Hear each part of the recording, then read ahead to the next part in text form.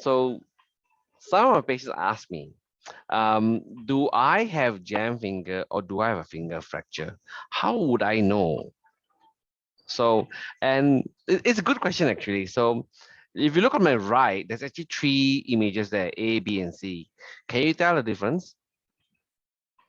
So, to be clear, right, for A itself, right, A at the very left of the screen, is a very obvious fracture.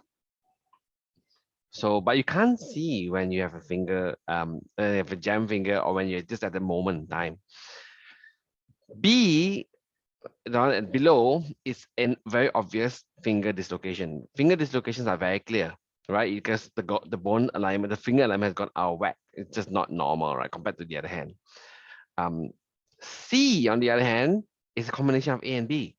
It's actually a fracture dislocation, whereas there's a fracture and a dislocation at the same time. So one of the reasons why I tell my patients that, hey, you know what, you shouldn't just pull your finger and then try to put it back again. Because if it's a simple, straightforward dislocation, fine. But if it's a fracture dislocation and then you pull it some more, you might dislocate it further or fracture even more. So when in doubt, right, I recommend my patients to either contact a doctor or contact me. I can connect you to a orthopedic surgeon or hand surgeon. But most of the time, I just say, just go to the accident emergency department, go get an X-ray done.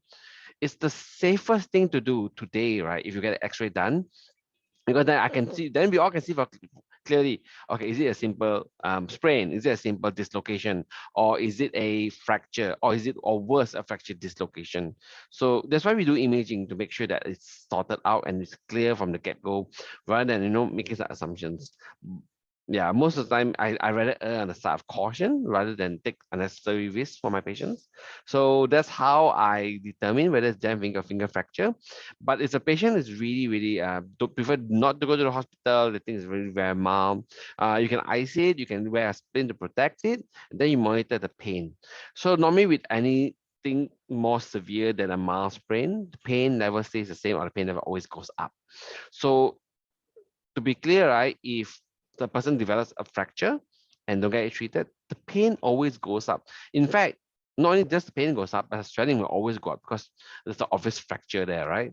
So for patients who don't want to go hospital first, who rather have to go back home and wait and see how it goes, I don't recommend it. I don't recommend it. I prefer you do an X-ray first.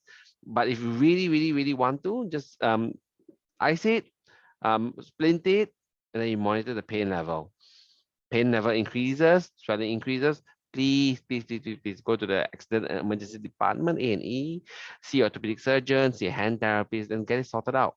Most of these jam fingers or finger fractures can be sorted out really quickly, really easily. It's a bit of inconvenience and annoyance, but it's fixable, and that's the most important thing. It's fixable. So that's all I have for you today about what's the difference between jam finger or finger fracture or fracture dislocation, right? Any questions for me? Just comment down below, or you can visit my website and pay no more. Take care, guys. See you. Bye.